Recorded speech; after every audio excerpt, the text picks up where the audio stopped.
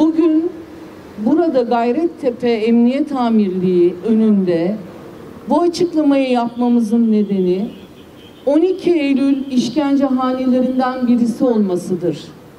Uzun süreli 90 gün ve 90 günü aşan sürelerde insanlar, genç insanlar, ülkenin muhalifleri onulmaz yaralara uğrayarak sistematik işkencelere maruz bırakıldıkları bir yer olan Gayrettepe Emniyet Amirliği'ndeki bu acılar, bu gerçeklik bugün yıkılarak yok edilmeye çalışılmaktadır.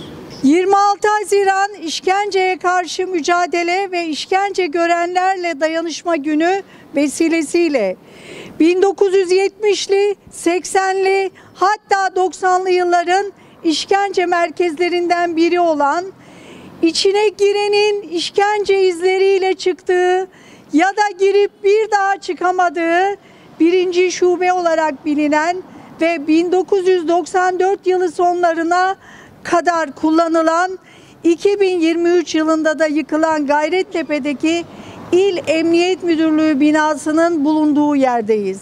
Bu bina gerçekten de yıkıldı mı? Açıkça görüyoruz ki bu binayı yapan, belli amaç ve işlevler için kullanan zihniyet hala varlığını koruyor.